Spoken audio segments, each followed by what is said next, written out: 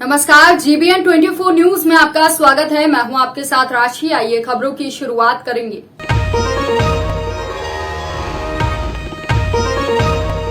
अमरोहा जिले के थाना सैद नगली नगर पंचायत के मोहल्ला रिजवी गार्डन निवासी सैयद गुलाम हैदर रिजवी के पुत्र अली हैदर रिजवी का इंडियन रेलवे में ग्रुप सी टेक्नीशियन के पद पर चयन हुआ है, जिसके चलते नगर के अंदर खुशी का माहौल है और घर पर बधाइयां देने वालों का तांता लगा हुआ है।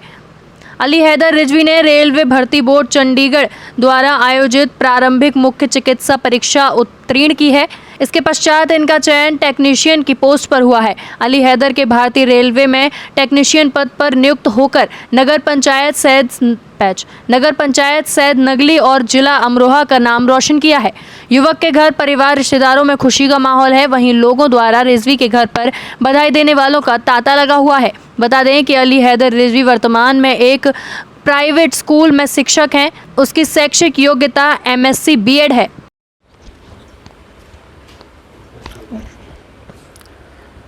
नमस्कार, आदाब। आप देख रहे हैं JBN 24 न्यूज़। और आज हम आपको एक ऐसी शख्सियत से मिलाते हैं जो अभी एक जो मज़दूर थे उनके पुत्र हैं।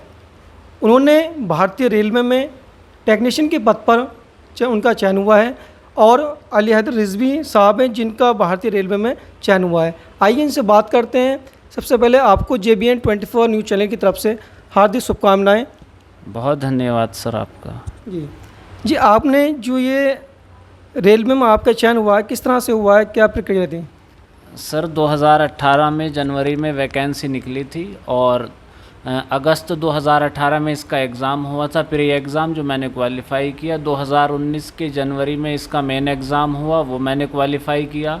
और अगस्त 2019 में इसका मेरा मेडिकल टेस्ट हुआ, उसमें मैं फ़िट रहा। उसके बाद जब इसका रिज़ल्ट आया था उसमें मैं 1-2 नंबर से वेटिंग लिस्ट में रह गया था और वो वेटिंग लिस्ट अब आकर क्लियर हुई है। और इसमें जो मेरी पोस्ट है वो टेक्नीशियन है, डिपार्टमेंट है signal and telecommunication. RRB Chandigarh में मेरा जोन था और नॉर्दर्न रेलवे में मैं सेलेक्ट हुआ। अब से पहले आप चयन होने से पहले आपने शिक्षा तो हासिल करी, कहाँ से करी, कौन कौन सी शिक्षा हासिल कर रही?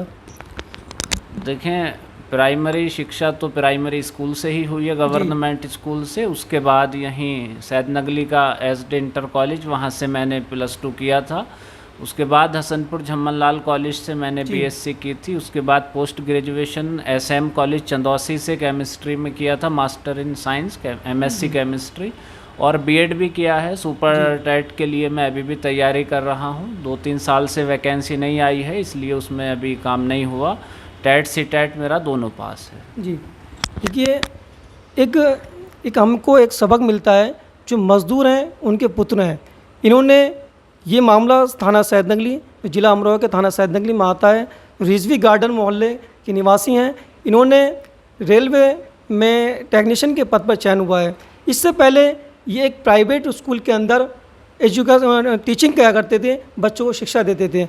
उसी को साथ में लेकर उन्होंने कभी हिम्मत नहीं हारी और अपने साथ में लेकर बच्चों को भी तालीम देते रहे और अपना आप भी तालीम हासिल करते रहे और अपना इसी को आगे बढ़ते हुए इसी का तो निकला है। भारतीय रेलवे टेक्नीशियन के पद पर इनकी नियुक्ति हुई है।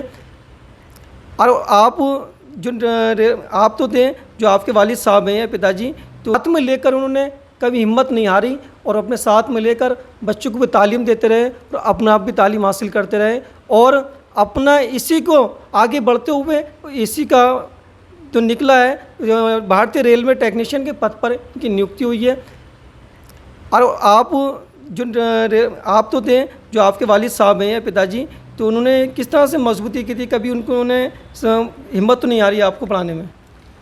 जी, पिताजी ने बहुत संघर्ष किया है, बहुत मेहनत की है। हम 4 भाई बहन थे, चारों को पढ़ाया, अच्छी क्वालिफ़िकेशन, अच्छी एजुकेशन हमें दी। उन्होंने अपने आप जीवन में बहुत संघर्ष किया हमारे लिए और आज ये उनके संघर्ष का परिणाम है कि हम ऊपर वाले की कृपा से, गुरुजनों की कृपा से और आप लोगों की दुआओं से हमारा सिलेक्शन हुआ है। और हम उनके संघर्ष को कभी नज़रअंदाज नहीं कर सकते। जितनी मेहनत पिताजी ने हमारे लिए की है वो बहुत की है उन्होंने। देखिए, एक गरीब परिवार जो अपने बच्चों को तालीम से कभी पीछे नहीं हटे। उनकी मेहनत ने रंग लाई और उनकी मेहनत से ही आज अली हैदर साहब तो भारतीय रेलवे में उनका सिलेक्शन हुआ। यही एक प्रेरणा है। आप बताइए, इससे जो आपके तमाम कठिनाई जितनी आपके सामने, मज़दूर परिवार था आपका, मज़दूर के घर पे आप पैदा हुए, उसके बाद में आपके पिताजी ने मेहनत करी और संघर्ष किया, तो इससे आप आम आदमियों को क्या प्रेरणा देना चाहते हैं?